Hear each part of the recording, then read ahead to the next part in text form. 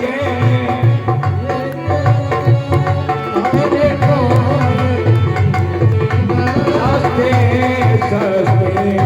और सखियां कहती हैं रस रूप माधुरी बरसत है और सखी जात चले रस्ते रस्ते नृपराम लला रघुनंदन ने दिल छीन लिया हंसते हंसते नृपराम लला रघुनंदन ने दिल छीन लिया हंसते हंसते नृपराम लला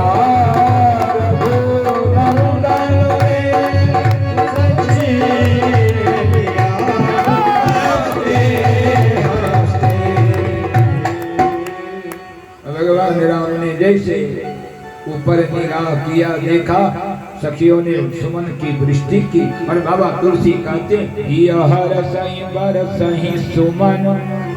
सुमन माने सुंदर मन को ही परमात्मा के चरणों में समर्पित कर दो, माँ के चरणों में समर्पित कर दो। सुंदर मन होना चाहिए। अथवा तुम यह रसई बरसई सुमन सुंदर पुष्पों की वृष्टि की कि इसमें दो संकेत किया। एक संकेत तो ये करती है कि आपको अपने स्वरूप का अगर कहीं घमंड हो गया हो तो घमंड न करें। आपसे कहीं अत्यधिक हमारी बहन श्री सिया जो सुंदर हैं और ना विश्वास करे तो कल पुष्प वाटिका में आइए। मैं आपको आमंत्रित कर रही हूँ पुष्पों की वर्षा करके, संकेत कर रही हूँ, आमंत्रित कर रही हूँ कि कल पुष्प वाटिका में आइएगा। हमारी बहन सिया जी जाएंगी और आप दोनों की सुंदरता की प्रतियोगिता हो जाएगी और वही फैसला हो जाएगा कि कौन अधिक सुंदर है। क्योंकि बरवे रामायण में बाबा तुलसी ने यह प्रसंग लिखा कि गर्भ करहु रघुनंदन जनु अपने मनुमा निज मूर्ति बिलोकहु सिरसिय जो की छाह। निज मूर्ति बिलोकहु सिरसिय जो की छाह। इसलिए आप आइए। और दूसरा संकेत ये है कि आप हमारी ओर हमारे ऊपर एक दृष्टि डाल दें कि मैं भी डर जाऊं। राम जी ने ऊपर निगाह किया, सखियों ने पुष्पों की वृष्टि की और इसके साथ ही साथ वरण भी कर लिया। अब यहाँ 3 श्रेणी की स्त्रियां हैं। रसिक संत मिथिला के वर्णन करते हैं कि बिना ब्याही, जिनका विवाह नहीं हुआ था वो हर्षित हैं राम जी को देख करके कि मैं अपने पिताजी से कहूंगी कि मेरा विवाह इन्हीं के साथ में कर दिया जाए, श्यामवरण के राजकुमार के साथ। इसलिए हिय हरसई बरसई सुमन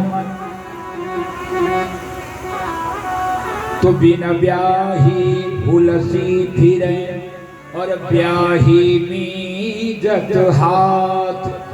और जिनका विवाह हो गया था वो बेचारी हाथ मल रही है कि अब तो मेरा विवाह भी हो गया, अब मेरे आगे कोई रास्ता भी नहीं है, कोई चारा भी नहीं है।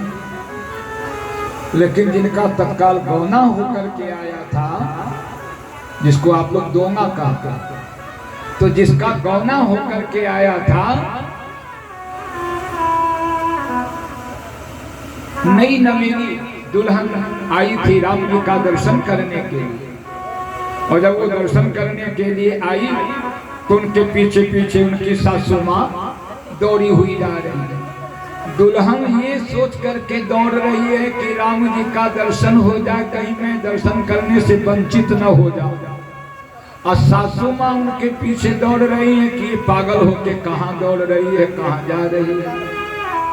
अब दुल्हन जो है नई नवेली बहू रानी देख रही है राम जी को और सासू मैया देख रही हैं अपने दुल्हन को, अपने बहू रानी को। तो बहुत देर तक सासू मैया ने जब बहू रानी को देखा तो बहू रानी ने कहा, अरे मेरी सासू माँ कितनी अभागन हो तुम।